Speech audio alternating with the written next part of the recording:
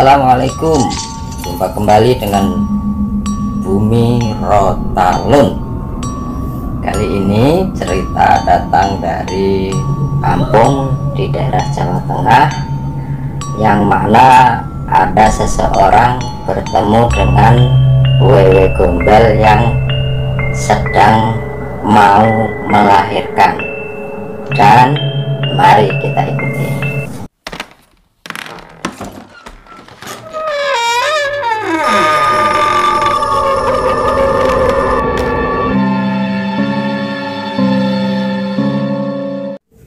Sore itu Bang Karjo habis sholat asar. Bang Karjo berencana untuk ke sungai yang jaraknya kurang lebih 500 meteran, pokoknya nggak ada sekilo lah.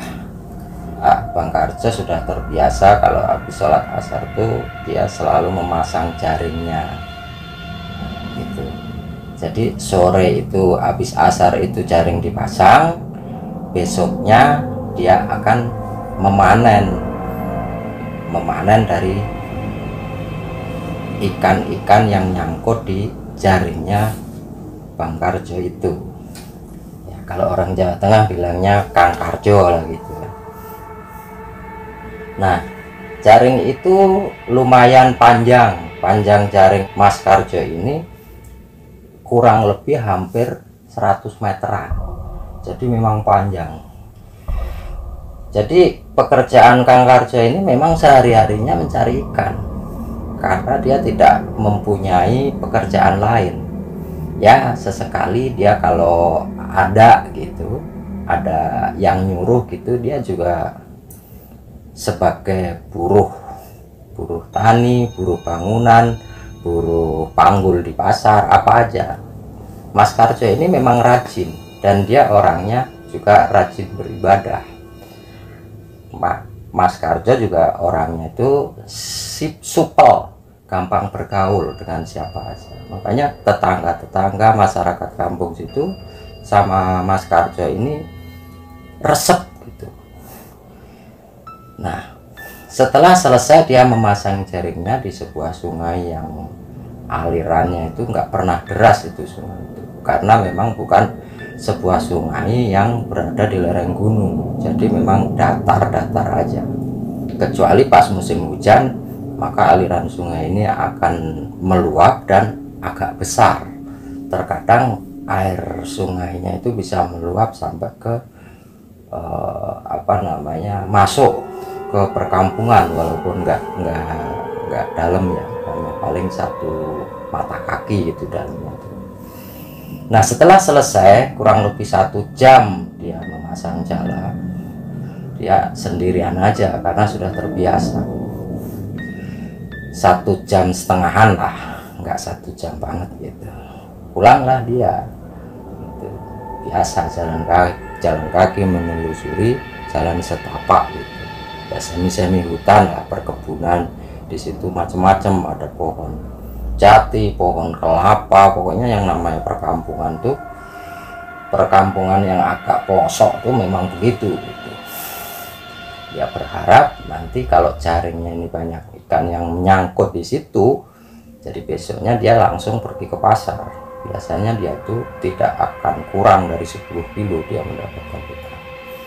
Nah, dari 10 kilo itu, kalau per kilonya itu waktu itu harganya 15.000, maka dia akan mengantongi hasil 150.000 per harinya. Dan hampir setiap hari rata-rata Mas Karjo ini mendapatkan ikan lebih dari 10 kilo selain untuk dikonsumsi sendiri. Kebetulan Mas Karjo ini sudah berumah tangga dan punya anak 1, laki-laki juga tapi masih kecil, kisaran baru berumur 3 tahunan. Setelah dia selesai, setelah dia naik ke permukaan, ke bibir sungai itu, dia melangkahkan kakinya untuk kembali ke rumahnya gitu. Nah, beberapa saat setelah dia meninggalkan sungai, entah mungkin jalan 20 sampai 50 meteran mungkin, Dia tiba-tiba tidak tidak melalui jalan yang tadi dia berangkat gitu. Dia belok ke kiri memutar dengan alasan hari masih agak sore gitu. Dia pengennya, dia itu sampai di rumah tuh pengennya ya pas maghrib lah.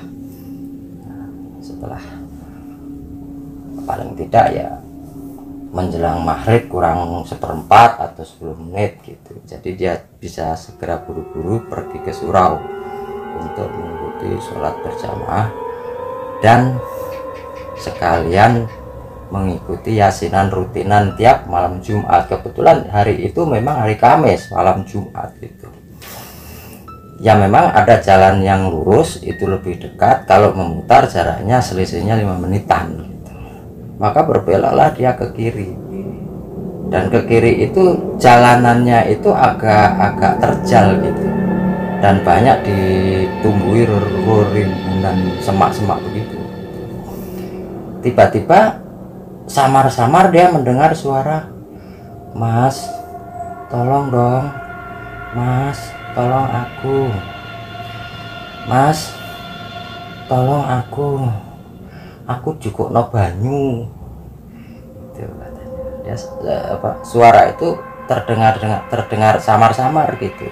"Mas, tolong nono aku, cukup no aku banyu gitu. Mas, tolong aku, ambilkan aku air gitu." Jadi ikuti aja sumber suaranya, di belah mana ini suara ini, sebelah dari mana asal sumbernya gitu. Setelah beberapa saat dia mencari-cari mengikuti sumber suara itu, betapa kagetnya Mas Karjo itu. Masya Allah, kok di tengah hutan begini ada orang yang mau melahirkan itu dengan perut yang besar. Dia seorang ibu-ibu ya kurang lebih umur 40-an lah. Dia dengan perut yang besar, dia merintih-rintih, dia mau melahirkan gitu ceritanya tuh. Bu, apa yang terjadi Bu? Anu Mat, aku koyone mau lahiran Mas. Oh, ibu apa lahiran toh? Aduh, lah bojone ibu mari ngendi? Wes ora usah takon kuwi, ndang aku tulung ngono. Lah terus piye wong aku dudu dukun bayi gitu, kata Mas Karjo. Tolong aku Mas, nggak usah nanyain suami saya. Udahlah, tolonglah aku, saya mau melahirkan, ini sakit banget. Lah terus gimana aku nolongnya, kata Mas Karjo itu. Wong saya bukan dukun bayi gitu, bukan parazi katanya. Wes iki ember iki cukupno banyu kono ya. Cukupno banyu kan kaline durung adoh kok kene Bu. Wah, cukupno. Ini ember Mas, tolong ambilan aku air. Oh iya Bu, ya Bu, tak cukupno banyune Bu. Oh iya Bu, tak ambilin airnya Bu, kata Mas Karjo. Bergegaslah Mas Karjo itu sambil menyambar ember kecil yang isinya kurang lebih hanya 3 liter gitu kan, ember hitam itu. Dia lari tuh ke sungai, dia lari buru-buru untuk ambil air. Dia nerabas gitu aja itu semak-semak. Nah, setelah dia berhasil mengambil air, dia kembali lagi. Ternyata setelah kembali, si ibu itu sudah melahirkan. Loh Bu, kok wis lahir anaknya gitu. Loh Bu, kok udah lahiran anaknya gitu. Iya Mas, iki mau pas sampan njupukno banyu aku iki mau, aku langsung lahiran. Anakku wadon Mas gitu. Iya Mas, saat Mas mengambil air tadi, saya tiba-tiba perut saya mulus dan saya melahirkan anak perempuan, kata si ibu itu. Gitu. Mas, matur nuwun banget yo, kene endi embere sing ana bayi. Mas, makasih ya, mana air yang Mas ambil dari ember itu gitu. Diserahkanlah. Ini Bu, airnya nih Bu gitu. baik, ini untuk nyeka anak nih supaya darahnya nggak bau gitu. Udah disekanya lah tuh si Orok itu sama ibunya menggunakan apa namanya, kain gitu, kain popok atau kain lap gitu. Entah dari mana tiba-tiba ada lap aja di situ kan. Setelah itu maka dibedong lah bayi itu sama si ibunya itu. Kemudian airnya itu buat basuh muka dia, buat cuci kaki dia lah, cukup aja lah itu buat nyuci lap yang bekas kena darah itu tadi. Terus dikebut-kebutin gitu sama si ibu itu, sambil akhirnya dia bilang, "Mas, matur nuwun banget ya, aku wis ditulungi karo kowe karo panjenengan. Nah, yen ora ana panjenengan liwat ki mau, aku mungkin ya kangelan ora iso mundut banyu maring kali. Mula sangka kuwi aku suwun banget ya Mas. Makasih sekali Mas. Saya sudah ditolong. Kalau Mas nggak lewat tadi saya kesulitan ngambil air karena posisi saya kan sedang mau melahirkan. Untuk itu ini Mas, mohon maaf saya tidak bisa ngasih apa-apa untuk sekedar rasa terima kasih saya. Maka iki lho Mas, aku duwe kacu. Kacu itu kalau dalam bahasa Jawa itu ya kurang lebih itu kain yang kecil itu loh, yang apa sih namanya ya, yang itu yang diameternya itu 30 cm persegi, itu yang suka dipakai untuk ngelap-ngelap keringat atau ngelap muka gitu loh. Jadi kain lap untuk wajah lah, selain tisu kan ada yang dari kain itu. Oh ini Mas, nyo monggo ditampi Mas, iki kain kacu iya gombal iki ana gunane Mas, iki iso kanggo golek pengupo jiwa. Maksude ibu kepiye? Ya wis pokoknya tompon nae iki kok kanggo awakmu kena manfaat. Oh ya pokoknya terima aja Mas, yang penting ini terima dulu, nanti kegunaannya Mas tahu sendirilah, mudah-mudahan manfaat. Oh gitu ya Bu. Iya ya wis aku pamit ya Bu ya Mas ya, matur nuwun banget, matur nuwun ya Mas. Ya udah saya pamit ya Mas, makasih sekali atas bantuannya ya Mas. Oh ya Bu, iya Bu. Terimalah kain itu. Nah begitu si Mas Karjo itu meneliti atau melihat kain itu gitu, dengan agak lama kan, dia mungkin ya 1 menit lah dia meneliti melihat kain apa sih ini gitu. Kemudian dimasukinlah ke sakunya. Tiba-tiba begitu dia menoleh ke posisi ibu tadi, sudah tidak ada, entah kemana, bekas-bekas ininya juga sudah ada, tidak ada, embernya juga sudah tidak ada, kemana perginya sih gitu. Ngendi wong iki mau moro-moro hilang. Cuman iki kacune isih ana kene. Apa ya? Ya wis lah, aku tak mulai bae. Nah, tapi kainnya ini masih ada di saku. Ah ya sudahlah, saya tak pulang aja gitu, kata Mas Karjo itu. Pulanglah dia. Ah begitu pulang dia sampai di rumah, dia ketok-ketok pintu. Bu, saya pulang gitu. Begitu dibukakan pintu sama istrinya, loh siapa ketok-ketok? Bu, ya saya di sini. Kok malah bengong sih? Di sini di mana? Saya nggak ngelihat situ, nggak lihat Mas. Ah, orang saya di depan kau. Mana depan aku? Kemudian si Mas Karjo itu toel tuh istrinya. Tuh, main toel. Siapa sih main toel? Gitu. Belum sadar tuh Mas Karjo kalau dia itu tidak kelihatan gitu di depan istrinya itu. Akhirnya karena sebel gitu, mungkin karena sudah capek gitu, dia nyelonong aja masuk. Apa yang usil nih? Ketok-ketok pintu, main toal-toal, orangnya nggak ada lagi, dilihatnya nggak ada. Hantu apa ya? Masa sore-sore begini ada hantu? Kedumel si istrinya itu.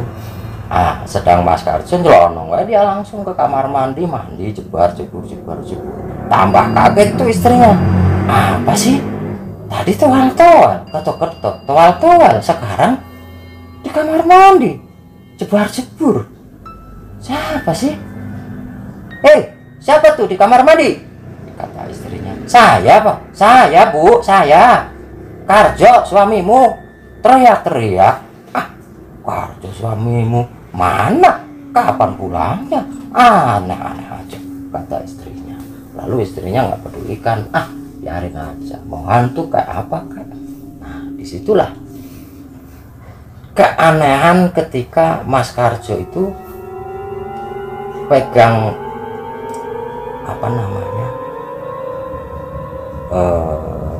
kain yang diberi sama ibu-ibu yang melahirkan tadi. Ketika dia memegang itu, membawa itu, ternyata dia tidak kelihatan seperti si ibu itu tadi mungkin gitu. Ataukah mungkin itulah yang disebut wewe gombel gitu, yang disebut popok wewe gitu. Mas Karjo itu baru sadar setelah dia membuka pintu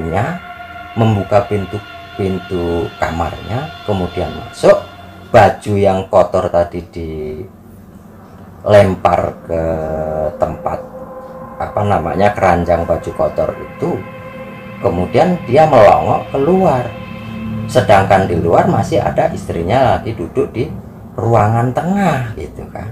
Kagetlah istrinya.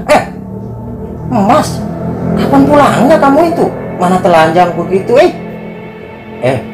Kan dari tadi saya pulang, ketok-ketok pintu, Noel juga pipi kau, kata si Mas Karjo itu.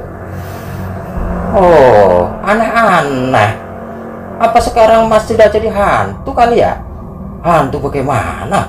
Kan saya belum mati. Masa dibilang hantu? Ada saja kamu itu, Bu. Ya udahlah, saya mau pakai baju dulu. Iyalah, pakailah baju. Itu apa ini? Gobal kabel kayak gitu. Kebetulan istrinya Mas Karjo ini bukan orang Jawa, dia itu orang Medan, dulunya kenal di Jakarta dia itu.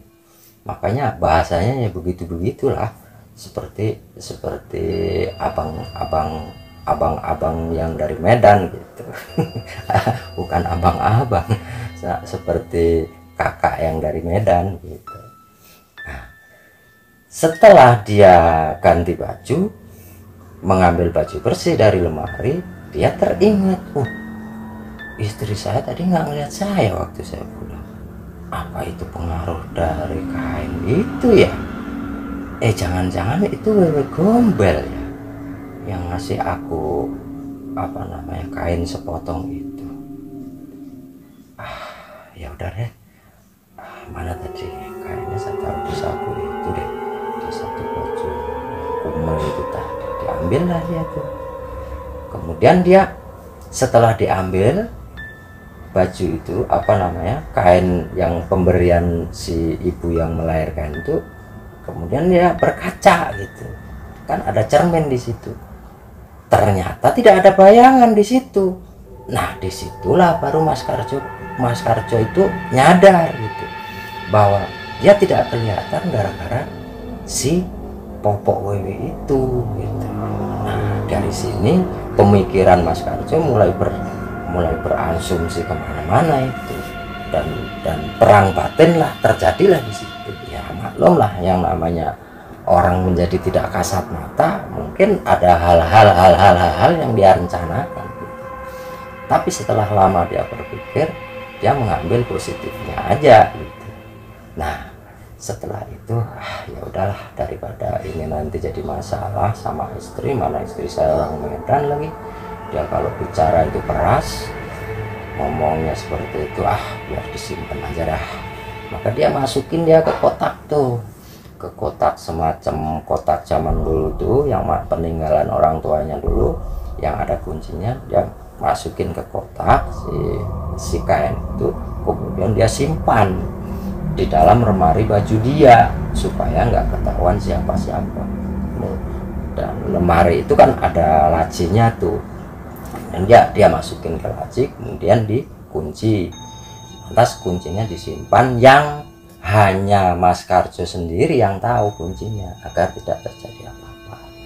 Dan cerita pun selesai. Nah, di situ kesimpulannya adalah sebenarnya yang melahirkan, ibu-ibu yang mau melahirkan di tengah hutan yang ditemui Mas Karjo itu memang benar wewe gombel.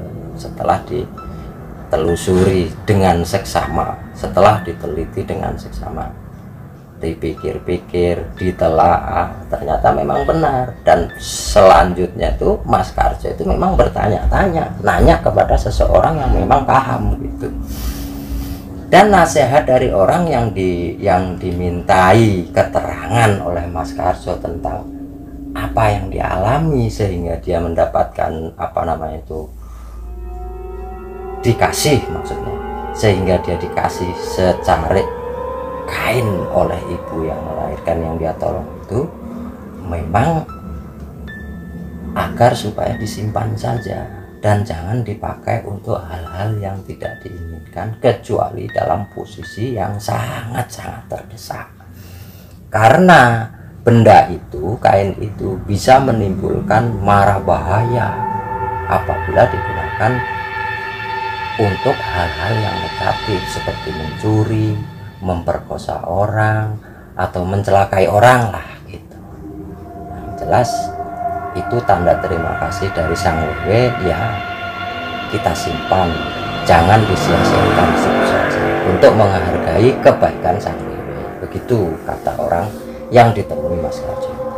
Dan akhirnya Mas Karjo pun mengikuti arahan dari si abah itu, dan hingga hari-hari berikutnya Mas Karjo tetap sebagai seorang pencari ikan, dan jaring yang dia pasang itu selalu menghasilkan ikan yang lumayan melimpah, lebih banyak dari hari-hari sebelum dia menolong sang ibu yang mau melahirkan itu. Nah, begitulah ceritanya, sumber yang saya dapatkan ceritanya seperti itu, dan memang selesai sampai di situ. Sedangkan Mas Karjo tetap mengikuti arahan sang abah yang dia tanya, yang dia temukan, yang dia temui untuk dimintai nasihatnya itu tentang kain itu. Dan Mas Karjo tetap beraktivitas seperti biasa sampai dia menjadi tua, dan sampai dia meninggal dunia pun si kain itu pun akhirnya tidak pernah diketemukan, dan cerita pun berakhir sampai di sini. Semoga bermanfaat dan semoga menjadi pelajaran bagi kita semua. Assalamualaikum warahmatullahi wabarakatuh.